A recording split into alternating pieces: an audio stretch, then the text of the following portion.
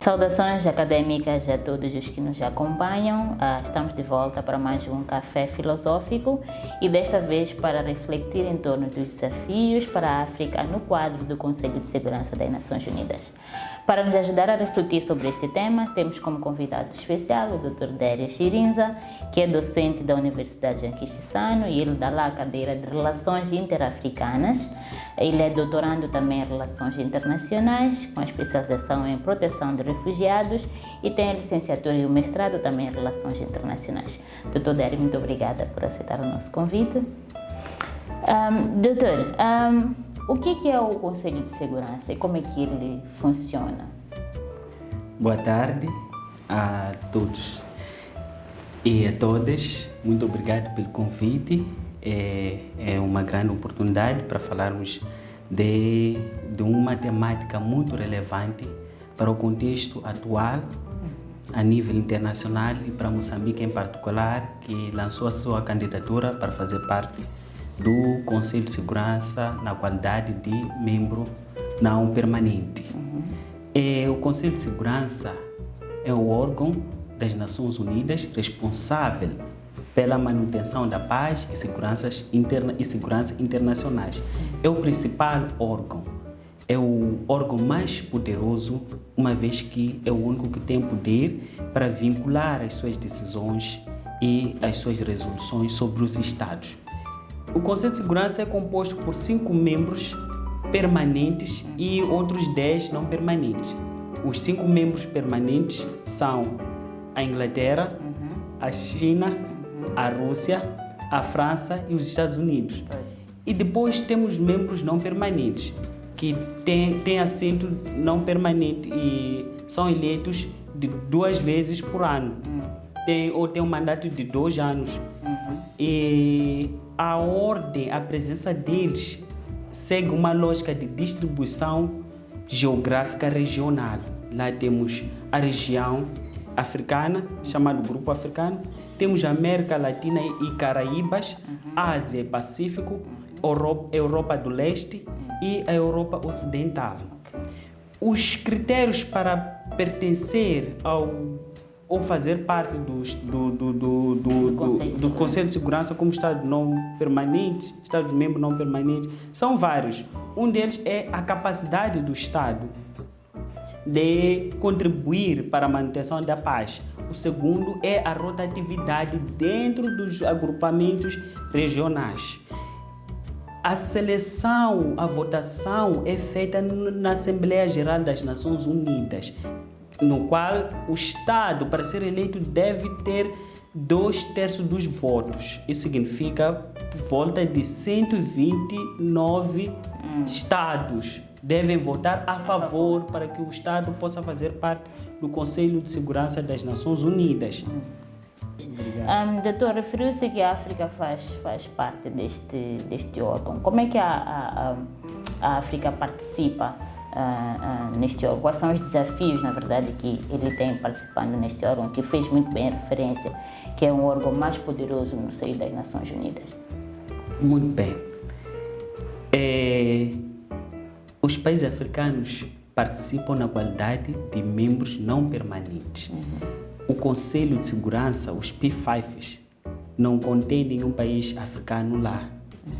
E, em parte, isso é causado pelos próprios Estados africanos, que não conseguem determinar qual dos Estados poderá fazer parte do Conselho de Segurança na qualidade de Estado permanente. Os Estados africanos competem entre si e até hoje ainda não chegaram a um consenso sobre qual deles pode fazer parte. Por exemplo, temos a Nigéria e a África do Sul, que mais vezes participaram lá e estão em constante competição. Não há acordo sobre como eles devem participar. Em 2005, houve uma tentativa de reformar e apresentar a posição de África, o posicionamento comum dos Estados africanos sobre como é que deve ser constituído o Conselho de Segurança das Nações Unidas. Então, uma das demandas é que o Conselho de Segurança devia ser reformado e que lá deviam participar 2 Estados-membros com o poder de veto. A isso chamou-se de consenso de Zuluíne, Consenso de Zuluíne, que reafirma e mostra qual é a posição da África sobre o Conselho de Segurança das Nações Unidas. Porém, devido à divergência entre os Estados sobre quem devia fazer parte, porque um dos critérios para fazer parte das Nações Unidas é de capacidade, o que o Estado traz, qual é o contributo que o Estado traz para a preservação da paz, para a preservação da segurança internacional, qual é a capacidade, o que o Estado traz.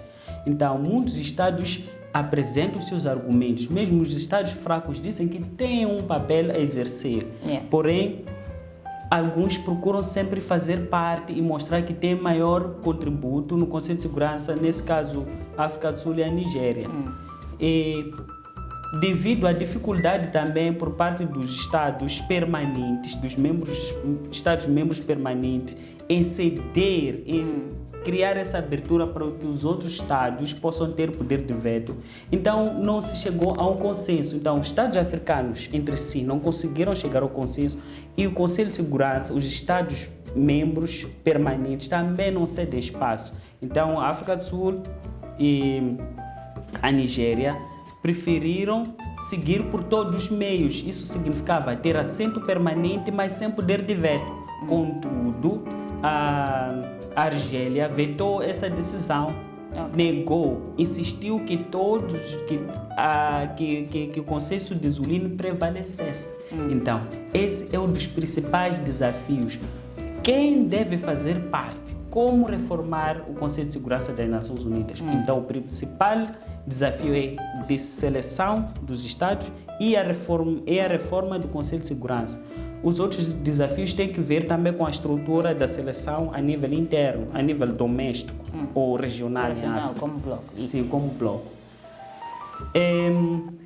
Existe o chamado princípio de frequência, um Estado e de rotatividade.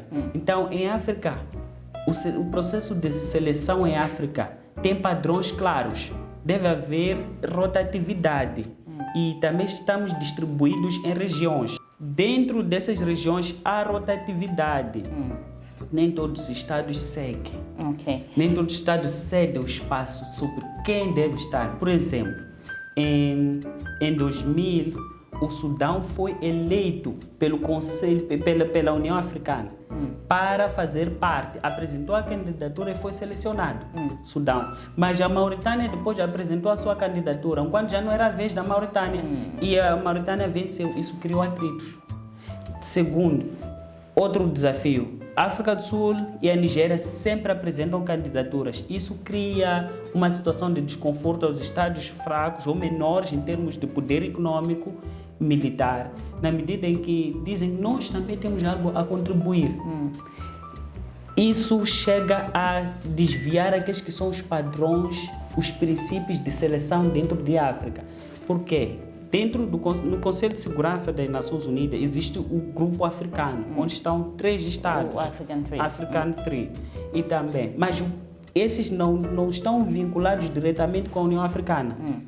A União Africana somente serve de fórum no qual as decisões, a seleção, o processo de seleção é feito. Mas lá eles respondem por si próprios como um grupo. Não estão diretamente vinculados. Hoje, há tentativa, há esforços, têm sido levados esforços no sentido de harmonizar o posicionamento dos Estados africanos no Conselho de Segurança com o posicionamento da União Africana. Temos, por exemplo, a Agenda 2063, que traz a visão, é um programa, é um sistema que apresenta a visão de África até 2063, um período de 50 anos, de 2013 até 2063. E um dos desafios e planos é desenvolver a África e eliminar o uso da enxada até 2025, eliminar guerras e conflitos até 2020. Então, os Estados africanos são chamados a harmonizar o seu posicionamento com o posicionamento da União Africana, mas não existe essa ligação legal, do ponto de vista legal, apenas do ponto de vista moral. Ok. Doutor, referiu-se muito bem que Moçambique vai se juntar, provavelmente, gostaríamos que assim fosse, ao African Trade no Conselho de Segurança. E se levantou todos estes desafios que existem para uma maior união dos Estados africanos. Como é que acha que Moçambique pode operar num ambiente em que tem que levar, sim, os interesses nacionais a debate no órgão do Conselho de Segurança das Nações Unidas, ao mesmo tempo tem que levar os interesses de África como um continente, mas existem todas essas desavenças entre os Estados africanos. Como é que acha que Moçambique pode superar todos estes desafios fazendo parte deste órgão? Bem, Moçambique é um Estado africano. Moçambique é um Estado membro do Grupo Africano e também da União Africana. Moçambique está afiliado a várias organizações internacionais, as quais operam conjuntamente com o Grupo Africano no contexto do Conselho de Segurança das Nações Unidas. Então, Moçambique tem essa rede diplomática, esses canais diplomáticos. Então, isso vai facilitar Moçambique articular o seu posicionamento com todos esses grupos, esses agrupamentos. A União Africana, as organizações subregionais, porque também participam no processo de seleção. Isso. São as primeiras. Depois do Estado avançar a sua candidatura, dentro dos organismos subregionais, os organismos subregionais apresentam a candidatura ao Grupo Africano, o Grupo Africano apresenta, transmite a informação ao Comitê Ministerial de Candidatura da União Africana, junto das Nações Unidas em Nova York, e quem decide é o Conselho Executivo, qual é o Estado que vai participar. Moçambique tem essa rede, está afiliado a todos eles. Moçambique tem experiência de conflitos. Hoje em dia, Moçambique está a atravessar o terrorismo em Cabo Delgado. Tem experiência prática, direta, sobre quais são os fatores, como é que o terrorismo afeta a segurança do Estado. E essa experiência que Moçambique traz vai servir de uma vantagem na comunicação com todos esses atores. Não vai ser algo que vai trazer do abstrato porque estudou, mas porque tem experiência prática de conflitos internos, de terrorismo. Então, essa agenda Moçambique pode transportar, deve transportar, e assim fazendo vai legitimar, porque é uma preocupação legítima. Hoje o terrorismo está no topo da agenda, com a estrada de ameaças à segurança regional, doméstica e internacional. Tendo em conta também os principais atores que movem essa agenda, como por exemplo os Estados Unidos, que está preocupado com o combate ao terrorismo, é um canal que vai facilitar a comunicação. É um desafio, sim, na definição do que é terrorismo e nos métodos de combate, mas o termo, a ameaça em si, já facilita Moçambique.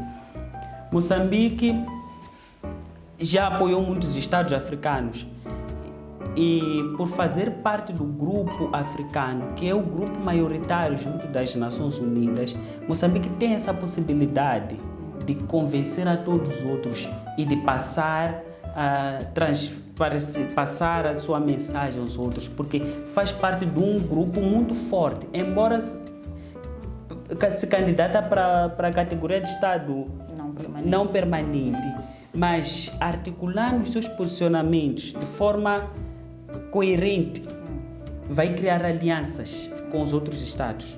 E essas alianças de forma conjunta, porque hoje qual é uma das práticas no Conselho de Segurança das Nações Unidas é que os Estados membros não permanentes já organizam reuniões fora, que é para poder ter uma decisão conjunta, coesa e mais forte para fazer face ao poder de veto dos outros.